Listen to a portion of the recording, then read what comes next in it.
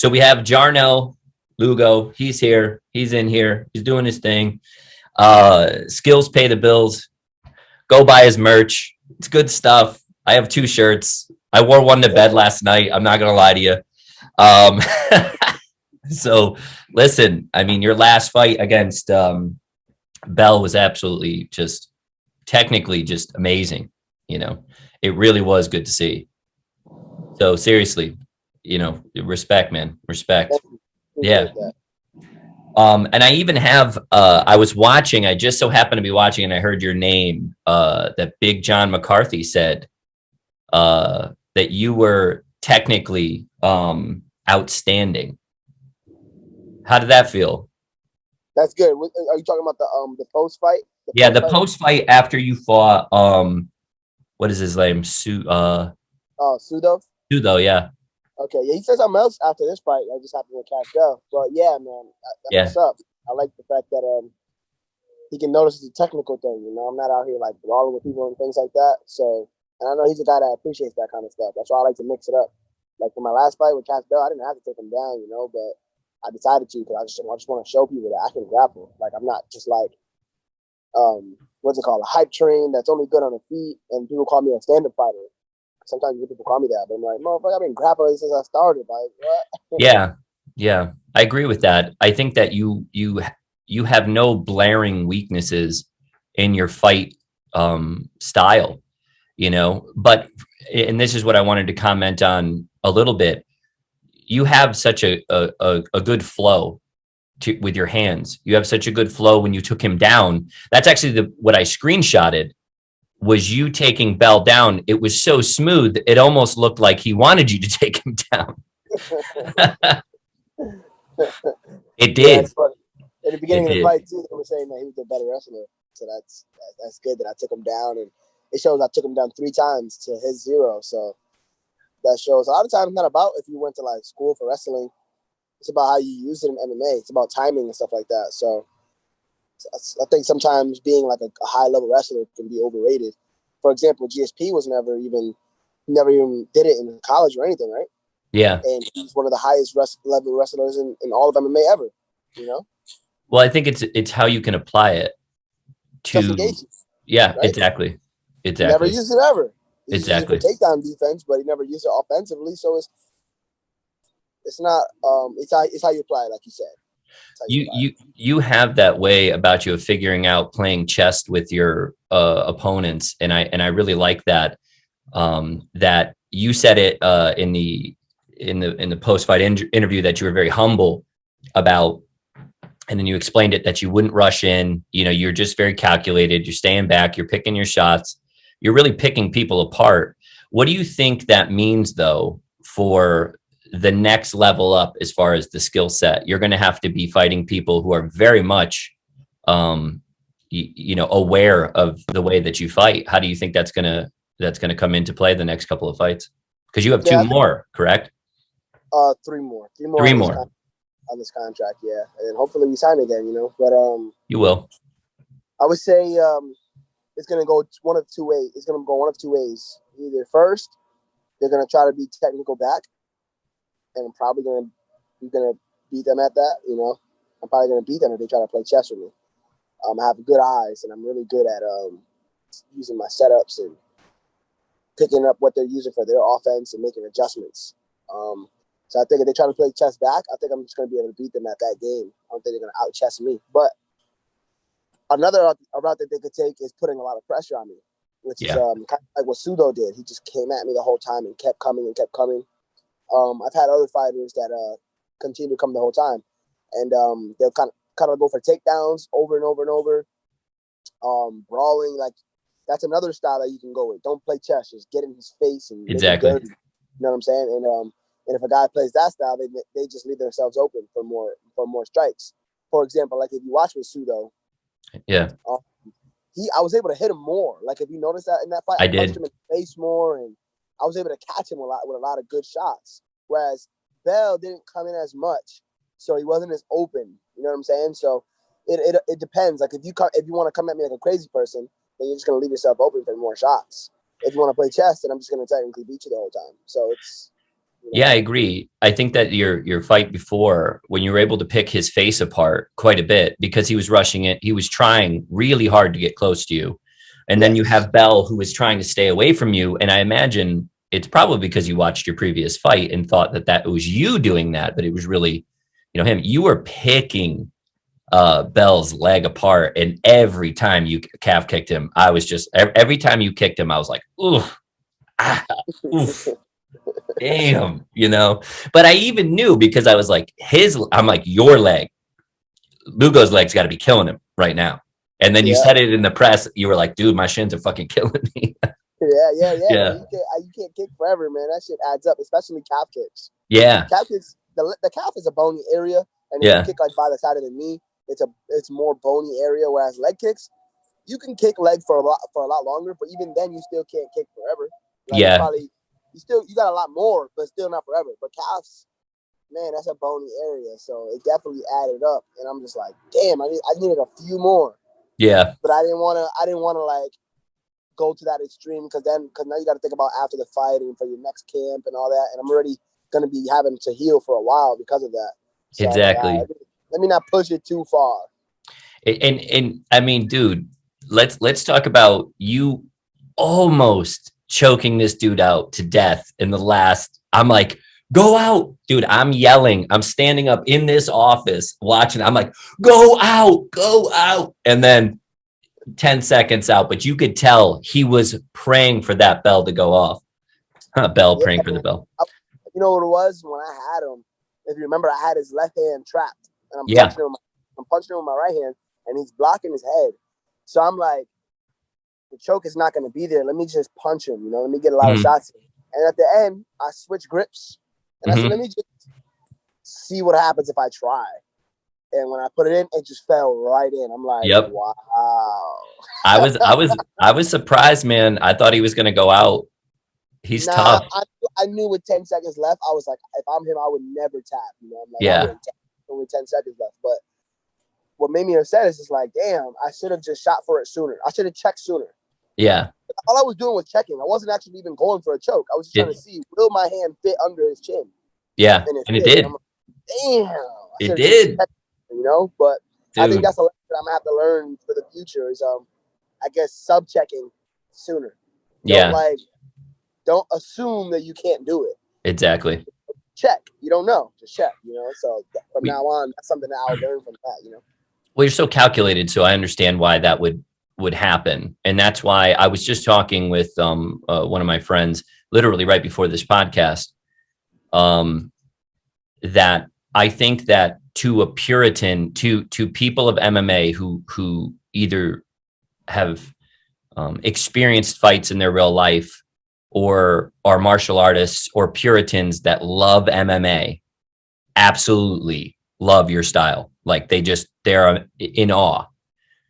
I do think the RV, the RV, the Bud Light lime drinking, UFC, guy's got a UFC tattoo. I think to him, it's like, why isn't he doing this? And it's like, listen, asshole, this is beautiful. What are you talking about? You know what I mean? So to me, it's similar to GSP. I mean, we can make that comparison. That GSP was just nice to watch. And I've also uh, talked about it at times that Jesse James Kazakowski has a similar, very calculated technical style, which it's just nice to watch compared to your corner man, good friend, Mike Kimball, who is very different than the both of you two. How many times did Mike say, yes, sir, in your fight? Let's count. Yeah, he said it a lot, but I didn't even notice though. Do you think it was over? I think we should take an over and under on this. We should go, was it more than 75? I think it was. I'm going to count it. It wasn't more than 75. Dude, that kid is a savage. I was just listening to him. I'm like, dude, I mean, just what a pump up though, right? I think it's definitely good. It's a little bit more of a gimmick for me because you got to remember, like you said before, because of the way I fight is going to be a style where you're going to be able to look back on one day and study my fighting style, more. educational purposes. That's why I always say like skills pay the bills, and I always say like I'm going to school this guy. These are I have a fighting style that people are going to be able to learn from. But it's not. I don't know how fan friendly it will be to see somebody so technical pick other people apart. People are going to like me, obviously, but there's going to have to be more things on the outside of fighting that draw people in. It's like the trash talking from Mike in the corner, things like that. I'm like, I'm no, like what the fuck? Yeah. Like when Mike is lighting somebody up, grabs his crotch, then punches him again, grabs his crotch, punches him again. You mean like that? No. So actually fighting, no, I'm not gonna bring anything into fighting. That's gonna. I'm just not the person. I'm like I said, I was humble. I'm more humble when I fight, and I respect my opponent, because as soon as you stop respecting your opponent, exactly. you get hurt. I think that's what if you watched the Paul Daly fight the other day on Bellator, yes, he mentioned that when it first started, he didn't respect him enough. Exactly. He got sat down. So you can't underestimate anybody. So for me, I don't go in there and play any games, man, because one mess up and boom, you just lost. But I think that you're going to have an even, because I mean, I think that you're going to have a great career in Bellator, in UFC, wherever you go. I think they'll be honored to have you. I think you're going to have a long career, and here's why: because you're not getting hit. You're not getting pummeled. You're very calculated. Your punches are crisp. Kicks are good. They land right where they need to. Your takedowns are good. I think you pick your shots so well. And I think that, as far as you having a brain after this, you're a fighter, you're also a family man, correct? Yes. Yep.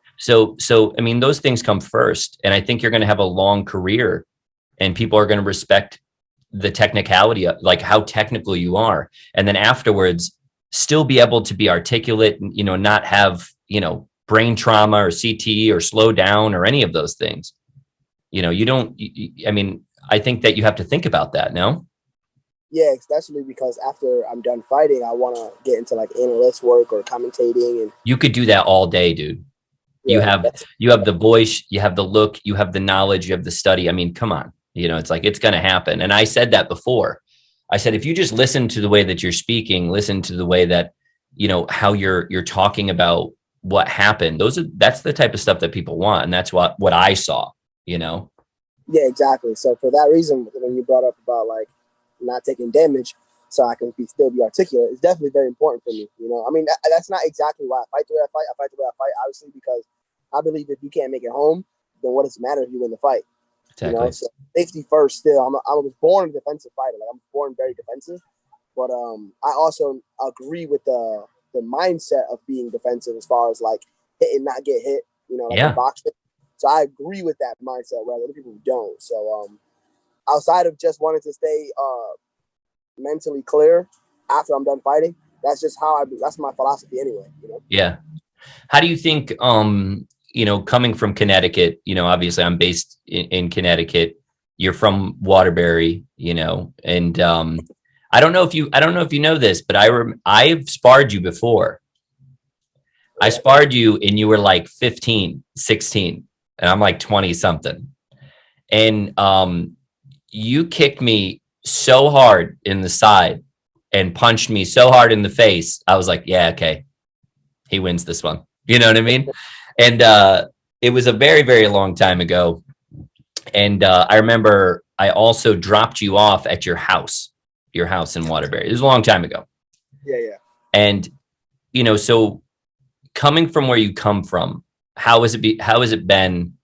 Tell me about this journey coming from Waterbury, Connecticut to where you are now, to being 6-0, and how is that journey and how has it kind of built you? Yeah. Well, I would say obviously I was very poor, like, poor coming from my mom, Section 8. Yep. And food stamps and all that kind of stuff. Walking to the gym every day. Because I remember, I'm not sure where I lived, but I think I lived on Baldwin at the time, maybe. Yep. And I used to walk every single day to the gym. From everywhere I lived, I used to walk to the gym, but every day was at least a 45, I don't know about 45, probably about 30 to 40-minute walk every single day to the gym. So that's why I would ask people for rides home. Because if you're already there, I'm like, all right, let me see if I get a ride home. I would walk. I would still Yeah. walk. If I had to walk home, I'd walk home. But walking every single day to the gym, being poor, and then I liked fighting at that particular point in time. But I started fighting a lot, and I wasn't able to handle my nerves and emotions that well back then. So I remember that was part of the reason why I kind of like took time off of fighting. When I was about 18, I stopped fighting for about a year and a half. I didn't train. I didn't do anything. But I went to the military, and when I was in the military, for some reason, all I thought about was fighting again. I'm like, I want to fight again. I want to fight again. I don't know why. Like I just wanted to. So when I did start training again, I decided if I'm gonna fight, I need to figure out how to fight and not have those same problems that I had before, as far as the nerves, because I didn't want to fight because of that. It made it not fun. So I started getting into more of that type of field of study and trying to figure out the mind and figure out why I felt the way I felt and how not to feel that way anymore. And I started studying. I started taking notes. And I held a 9 to 5. I held a 9 to 5 job for years, from being 20 years old all the way up until 8 months ago, because I have a wife and kids that I have to provide for. Holding a full-time job, and so I'm the sole provider at the same time. So, I'm not poor, but I'm just getting by. I'm getting by, providing for my family, and I'm training. I'm not one of those guys who like had their girl work and I'm training. Yeah. I did everything. I worked full time and I trained, and I still covered all the bills and everything. So that that period of time of me like kind of like struggling on my own to provide really made it more incentive for me to be like, you got to figure this shit out, because if you want to do this, figure it out, and have the money thing on my back. Like, then I got to make money. So I did definitely figure it out over the last, like, I would say from like my third to last amateur fight, the fight that I lost. Yeah. From that fight forward, I've been able to just, man, I don't get nervous at all. Yeah. Like at all. Like, I know my nerves are fucking steel. My mental is, I have a real good mental. And I just did it from studying, watching Floyd Mayweather, watching different boxers and watching their composure and the discipline and shit like that. And now it's been working out. I take a lot of notes to get more, have the mental edge, because as you know, I'm like not the strongest dude. I'm not the fastest guy. I'm not like, I don't rely on these things. I rely on being like smart and getting the job done in an educated manner. So it's been working out, and now I'm 6-0, and I don't work a full-time job anymore. I don't work at all. I just train full-time, and I live off of my fighting. So it's definitely one of those stories, like from rags to riches, Yes. And I'm just starting. I'm not saying like, oh, I'm rich and I got a bunch of money. I'm not saying that, but I'm at the threshold where I don't have to work. I can train full-time, and that's a fucking milestone that it's very difficult for people to get to do what they love and get and make a living off of it. You know What's what I'm saying? so it's safe to say the skills did pay the bills. So we at least have that. Literally. So, dude, that's a good shirt, Not metaphorically, like they literally paid my bills. Yeah, but I love the year off, and I know that some people would say like, hey, then how did you not know? How did you know? But I like that you took the time to take the utility to. They say you need to know yourself, and you knew yourself, and then you learned why you did what you did, or vice versa, and then now you come out, not guns a-blazing, but you're able to calculate your personality or your style to make it work for you, and to be more of a chess player. I think is in my opinion way better in fighting. We're finding that more and more now. I mean, some of the best that you see, yes, they're athletic and they're very strong, but most of them are very calculated. So for you, I mean, I think that's huge. Yeah. And to be able to pay your bills and not work a 9 to 5. I think that's huge too. So, congratulations on that, man. Thank you, man. I appreciate it, because definitely it's not easy working 9 to 5 and training. It's tough, but it's doable. Yeah. But And finding time for family. think about that. I'm at work all day. I wake up, everybody's sleeping. By the time I Yeah. get home, 5 or 6, I gotta go straight to the gym. A What lot do of you times do? What do you do for time off? Like, what do you do to unwind? What do you do to really just enjoy yourself? Well, now I get to enjoy myself pretty much all the time. Like, Yeah, you're like me. Yeah. I mean, yeah, I'm in camp and I'm training at like about. I usually train about 10 o'clock every day. I'm home by like 1, Jeez, from man. 10 to 1, and I don't do like an actual class. Like I don't do like a format like 10 to 11. Like we'll train, stop, talk about things, talk about like the training, talk about philosophies, and Yeah. then when we feel like we want to start training again, we'll start training again, Yeah. and then we'll talk philosophy, talk like Yeah.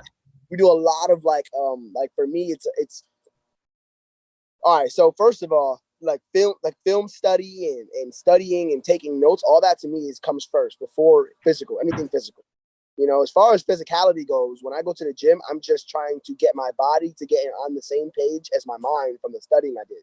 Yeah. I just want my body to get on the same page. Like I don't go to the gym to do cardio. I do my cardio outside of the gym. Exactly. I go to the gym for my drills and for my technical work. So yeah, like we do a 2 or 3 hour session, but in that session, I'm not just going guns blazing for 3 hours. We're training, talking, chatting, figuring things out, training, talking, figuring things out, and then by Yeah. 1 o'clock I'm done. I go home, and I'm not doing anything for the whole day. I'm just Man, that's the life. Yeah, it's the life. I mean, I've been able to generate revenue for myself, work as a personal trainer. It's been amazing. As a business, it's been amazing. I get to do what I want to do every day. And the podcast for me was really easy because I just enjoy good conversation with people, especially new conversation. It's really just as simple as that, especially being around somebody or talking to people who are very passionate on what they like to do. So for me, I'm with you. I mean, I get to do what I love to do every day. oh man, it feels great. Yeah, yeah. It's different than having to like be here at this time. Well, Yeah. they're not saying it like that, but in your mind, that's how it's perceived. Yeah. When Well, the that's how you're schedule says you thinking. got to be here at this time, you're like, ah. But what do you say to people? Because this is what I say, just because we get to do what we love doesn't make it easy. No, no, definitely not. It's definitely all right, this is what I say, right? This is something I recently just learned because I'm like, damn, now after this hard long camp, I gotta go back. I gotta start training again because I do cardio all year round. I don't just stop because I don't have a fight. I just do it just because I think it's easier to continue doing it than it is to start doing it at a certain point. That's annoying. So I Yeah. just keep doing it. That way it feels like this is just normal life for me. But what was the question again? I forgot. Oh, so as far as like with everything that that you're doing, just because that you love it doesn't make it easy. Oh yeah, exactly. Yeah, yep, that was the question. So what I recently realized was that regardless if you do what you love or you don't love, it's gonna be hard regardless. Yeah. So what you got to do is figure out the pros and the cons and the fruits of the work. So for example, I train really hard, but I get a lot of time to chill. Like I'm chilling all day from 1 o'clock to freaking I go to sleep. I'm just relaxing. I got time with my family. Or I could work, which is easier, right? Because you can get pretty easy jobs out there, not that bad. Yeah. But you have no time for your family. You have no time to do what you want to do. You got to be at a certain place at a certain time. It's not flexible. So you could pick two routes. It's just the pros and the cons that come with it. So I think I do train hard, but it's definitely worth it because I get to be home a lot more. You Yeah. get what I'm saying? Yeah, but I think for you, it's like they say it's what you do outside of the gym that makes you champion, or it's what you do outside of your training camps that make you a champion. And for you, spending time with family, unwinding is very important, but it also might be a hell of a motivator because you look at them and you go, hey, I need to succeed because I'm succeeding for you too, for all of you. Do you And feel this is the that? lifestyle I want to live. Yeah, and this is also the lifestyle that I want to live. So that's what I think. I'm like, all right, if this is how I want to live, because I do not want to go back to 9 to 5, man. I Yeah. don't I could do it. tell, man. I remember your Instagram stuff with the 9 to 5 shit was hilarious. You'd be like, I used to always post in the car in the van. yeah, you're like, fuck this. Yeah, I don't Well, want to go back to that. So like to be able to continue to live this lifestyle is like very important. I mean, but I wouldn't say that that's still not my motivator. My ultimate motivator. I just don't want to lose. yeah, I just don't want somebody else's hand to be raised over mine. So for me, it's like that's what drives me the most. You know, I just don't want to lose. Even so, let's say even if I fought for free as an amateur, I'm still like I still got that same mindset and motivation. Competitive. But I'm still I don't want to lose. You know, but on the outside of that, all the perks that come with winning and fighting is definitely beneficial, man. You know, Way better. It's like, winning is so much better. You know? Yeah. I mean, no. But winning is still not as good as losing is bad, though. Yes. Yeah, that's true. That's true. You know, That's winning true. is okay. It's like, cool, word. That's what's supposed to happen. But losing is like, oh my goodness. Well, yeah, losing definitely sucks. I mean, for me as a young guy, I started to realize very quickly that fighting, although I liked it and I enjoyed it, it was something that I'd rather do for the training in the more mental side of it rather than do it long term. I mean, you know how it is. You go to those, you know, that Waterbury school is tough, you know, the practical self-defense training center, those guys are all savages over there, you know, real old school too, you know, so they'll pump you up. I was pumped up. And then, you know, after a while, I'm like, man, I'm too quick and witty to get hit in the face all the time. I'm going to lose it, you know? Yeah. You know, yeah, and you start hanging around with a lot of for me, this is just for me, you know, I started seeing a lot of people a little slower and they're kind of telling you stuff and I was like, hey, I'm out. I can't. I like the training aspect, but I can't. I don't think I could ever be a fighter. You know what I mean? Yeah, I don't have or it. at least maybe grapple. Maybe compete like grappling, something that doesn't. Yeah, you don't have to take so much damage because at the end of the day, safety first, right? If you can't make it it's home, true. it doesn't matter. It's true, man. It's so At true. 60 years old, you can't even talk to your grandkids. That's a nightmare. That'd be a nightmare for me. Yeah, you're right. So I want to kind of talk about something, and I'm actually glad it came up. So I do a segment on my podcast. It's called Hell Yeah or Hell No. So we have three things we'll talk about one at a time, and you tell me how you feel about them. So one of them, I'm really excited because I know how this is going to go. I did think about you when they posted it. I'm like, this is what I'm going to do. So the first one for Hell Yeah or Hell No, Jornel Lugo, Hell Yeah, Hell No, is Crocs, the shoe. Hell yeah. What? No, dude, no. What the hell is going on? Listen, do you wear Crocs, bro? I just bought my first pair last week. I never wore Crocs in my life, and I said I was actually looking for slides. Really? And I couldn't find any. And I remember people taking pictures with Crocs. I'm like, oh yeah, let me see what's up with these Crocs. No. So I went to the Crocs store. I tried a pair on. I'm like, oh, these motherfuckers is comfortable. Okay? They're comfortable, man. They're comfortable. Dude, people treat like Crocs like a new car. Like they're like, I just bought my first pair. Like they treat it like a new car or something. And I can't get into it. But have you worn some? I've worn one comically to make fun of my buddy, but I didn't wear it like around, you know, I was wearing it kind of being smug. But you're telling me you wear Crocs just walking? Well, now I do. Yeah. Yeah. Well, I like the fact that it covers the toes and everything like that. So what color are the Crocs? I got a black pair and a gray pair. Okay, so this is nothing crazy. No, nothing you don't crazy, have you don't have the SpongeBob pair or the turquoise pair. No. Or the Post Malone ones that are $120. Yeah. Right now I'm keeping it basic. I think my manager is going to be able to get me some like a little deal going where I'm going to get some free Crocs and stuff like that. Yeah. So yeah, I'll take free ones like that. But as far as I'm not going to buy nothing crazy. You're not going to buy anything nutty. You should get your logo, that A1 on it, man. If I could, I would. Yeah, for sure. So let's see. Okay, so with Crocs, 65% of people said hell nah, and 35% of people said hell yeah. The people have spoken, man. You're out. You're on your own, man. You're on your own. So the next one, the next one is long, crazy long fingernails. You know, the girls go to the place and get those long ass nails. What do you think about those? What do you mean long? Like how long are you talking? Oh, bro, we're talking that dumb shit. This is gross. Yeah.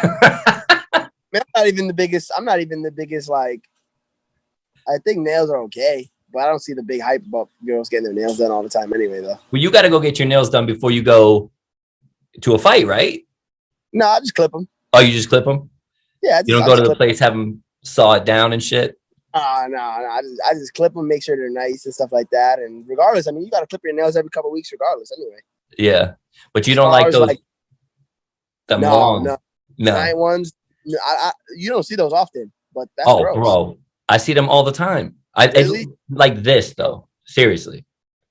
You know the ones that are like shaped? They're like shaped like a coffin. That's what they look like. I see those all the time now. Yeah, nah. I think I call them poopy nails because there's no way. How do you wipe your ass? How does anything happen? You do anything with those, dude? Yeah. How do you grab things like this? You'd be like, that don't make any sense. Just grab it like, you know what I mean? Makes no sense. Nah. The little ones, okay, but not those. Like some French tips. You're looking good. You're going out. You just want to fight. Your girl's coming out with you. You like that? Yeah, yeah. If that's what floats your boat. Yeah, but them long nasty shit. Regular nails, just keep your fingers clean and whatever. I'm good. I don't care. But no poopy nails. No, not those. I don't even see the fashion in that. But yeah, this shit is nasty. So let's see what they said. We got 100% said hell nah. 100% agreed with us that shit is nasty. Yeah, definitely. This shit is nasty. So the last one, I swear. And this is the one that I was thinking about with you. Okay? Because I'm with you. Popeyes versus Chick-fil-A. Chick-fil-A? What? Oh, yes. I knew you were going to say that. Chick-fil-A is definitely down the best fast food, period. How often do you go? Like during normal life, I probably go to Chick-fil-A. Like, what's today? Today's Sunday? Yeah. See, I might have went today. If it wasn't closed. Yeah, like, wait a minute, what day is it today? I might give me some today. Probably, I definitely go once a week for sure. Dude, same. For sure, once a week, at least once, sometime maybe twice, but once a week, guaranteed I'm in Chick-fil-A. Thank you. See, I knew that you were going to say that. Yeah, and I put fast food in like categories. Like you got like the low tier fast foods. Let me break down my tiers. Yeah. Let's break it down. You got your low tier category fast foods. You got your McDonald's. You got your Taco Bell, Burger King, Subway. Low tier. What else? Wendy's. What else would be down there? Yeah, about those, like those basic generic. Probably Dunkin' Donuts, maybe. Dunkin' Donuts, yeah, that's down here. I still think personally the best out of all those is still McDonald's. Yeah, out of all of those ones, yeah. Out of those low tiers, still gonna be McDonald's. Like pound for pound, the fries taste really good. Mostly everything on the menu is good. The problem with McDonald's is the price is trash. Very expensive. Like it's expensive now. You could spend $11 to get a meal there, or you can go to Chick-fil-A and get a meal. Like kill it. I get $11 meal at McDonald's, I can go to Chick-fil-A. You see what I'm saying? Exactly. Bro, I'm with you. That's the reason why I don't go to McDonald's at all. Is because it's like your prices are not where they need to be. Like if you're gonna be at a low tier restaurant, a low tier fast food, you need to have the prices that reflect that. Yeah. Then what's the second tier? Then you have like your second tier. This is, I don't know if you have this in Connecticut, but you have like your Zaxby's. Yep, I've heard of it. I've never been. Okay, you have like Arby's. Yeah, I have that. Popeyes in the first section probably. Okay. McDonald's too. Okay. And KFC, right? KFC's with them. But you got your Zaxby's, your Arby's, you got your Chipotle. Yep. Right? Yeah. Hell yeah. Moe's. Chipotle, your Chick-fil-A. What else? I know there's more. Panera Bread, right? Panera Bread. Yep, we got Panera Bread. Carl's Jr. Huh? Carl's Jr. You ever had Carl's Jr.? I don't think we have that over here. Yeah, so good. So good. Okay. In-N-Out. What do you think of In-N-Out burger? We don't have that over here either. You don't have In-N-Out? We don't have it either, but when I went out west, it was so good, dude. Yeah. So that's gonna be like your next. It's up here. I think the top of the food chain on that second tier is Chick-fil-A. Oh hell yeah! See, still, I think Chick-fil-A is the best of that. Like, even though all those are good, though, all those are good. Zaxby's, Arby's, all those are good. All those are good. Chick-fil-A is fire, but Chick-fil-A is different. That chicken cheese and the Chick-fil-A sauce. Chick-fil-A sauce must be made with some sort of Amish Christian witchcraft It's amazing, bro. It's What I amazing. want, I want to get sponsored by them, man. I think, Dude, I will push for you. I will push for you to get sponsored from them. There's no person I think that should get, you need to get Chick-fil-A in as a sponsor, man. and you know, I like what they represent. I like their values and stuff like that. So because You of that, you need to push it like Derek Lewis and DC push Popeyes. Yeah, you need to do it. but you know, they're a very private company. I don't even think you can. They are. They're not even a franchise or anything, right? Or are they? You can franchise, but you have to hit so much of this criteria. You know, it's like you have to prove that you go to church. You got to prove that you do this. You got to, you got to pay 175, like 175,000. It's something crazy. But yeah. So exactly. But if you get it though, your business, it sells itself. Dude, in Southington, here in Connecticut, it's out. It's always just out the door. That's everywhere, though. That's everywhere. Okay. There's nowhere I've ever been where there's not a line wrapped around the building. So before we really do the official judge of it, which I already know and you already know, what would you say the rank of their cookies are on being the best cookies of all time? That's seriously a strong argument because those cookies are fire. Dude, those cookies are amazing. What we got? McDonald's cookie has cookies, right? Yeah, but it. Yeah, no. They're still here. They're here. Subway has good cookies. Subway's here. They have good cookies. Who else has cookies? Subway has cookies. I don't. Taco Bell has those Cinnabon things. No, they have those. Those are not good. Burger King, I don't even know, to be honest. Yeah, I'm telling you. I think if Chick-fil-A just focused on cookies, if they sold those, it's insane. I usually always get a cookie with my meal. So okay, can I tell you how much of a fat fuck that I am? I used to get a 6-pack of those cookies and eat 3 of them. And really? I'd eat 3 of them. I give 1 to my girl and then eat the rest of them later and lied to her and said that I only got a 3-pack. I didn't even know they sold packs of them, to be honest. Bro, come on. You got to get on my fat ass level. Oh, no, I didn't know that. I would just usually get 1 meal because a lot of times when you go to Chick-fil-A a lot and if you have the app, they give you free cookies.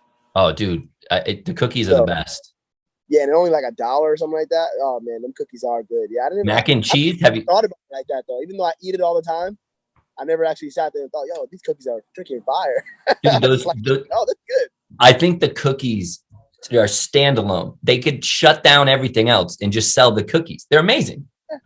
Yeah. I'm trying to compare it to something though. What is it comparable to? I mean, you could look at Mrs. Fields cookies. You could look at, Mrs. Fields. They sell them in like Cumberland Farms. They sell them in other things. They're soft. They're good. But okay, have you ever been to the DoubleTree? Yes. They give cookies. Good. Yeah. Oh yeah. They have some fire cookies. Oh, really good cookies. But I mean, we're talking the convenience. You're rolling up. The people are, hey, Jornel, how can I take your order? Yes, that would be great. I would love to serve you all this stuff. Chick-fil-A, I feel like a king when I go there.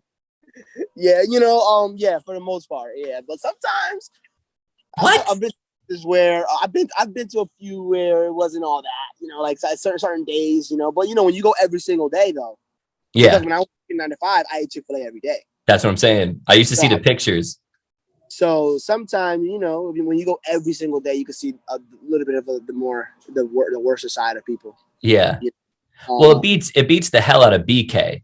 Burger King, they're like everything because have you ever? I don't know if you ever heard of Checkers. You ever heard of Checkers? Yeah. Checkers. When I tell you, they have the worst customer service. It's ridiculous. Like they don't give a shit. Every single one you go to the the voice box thing. Yeah. Go to that and they go ahead. Yeah. The dude's smoking a cigarette. He's like, "What do you want? What do you want?"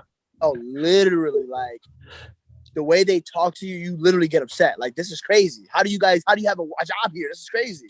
Dude, the Burger King in Bristol where I live, I swear to God, the guy I pulled up one night, I'm a little, had a couple of drinks, whatever. My buddy takes me to Burger King and the guy goes, "Yeah." He said, "Yeah." Like, I'm just telling her, he's like, "Yeah. What do you want?" You know what I mean? What the fuck? Yo.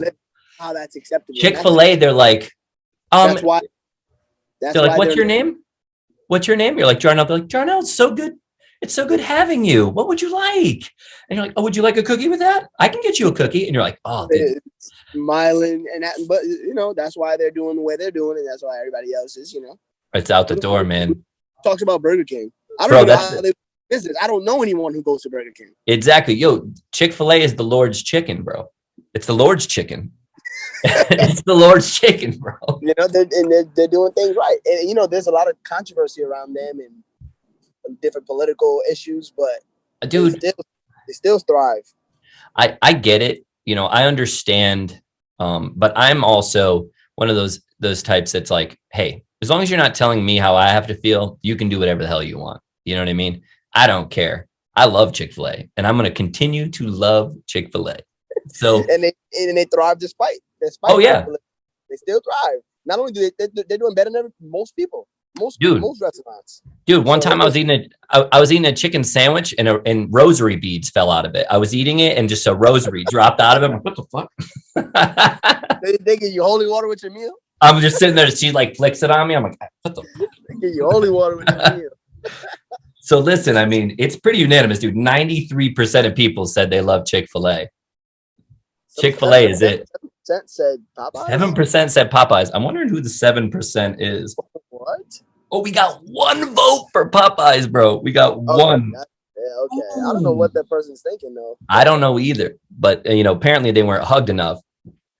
But listen, dude, seriously, it has been an absolute pleasure, and I'm really looking forward to your career. Next time you come down, we got to do an in-person podcast. I'd like to get you, Mike Kimball, and Jesse James in here. I have more than enough space, more than enough mics to corral you three savages together. You guys are all awesome, so it'd be good to do. Yeah, for sure. Let's make it happen, man. Listen, man, whatever you need, I got you. And everybody, Jornel, thank you. Bravo. All right, man. I'll see you. All right, bud. See you. Later, man.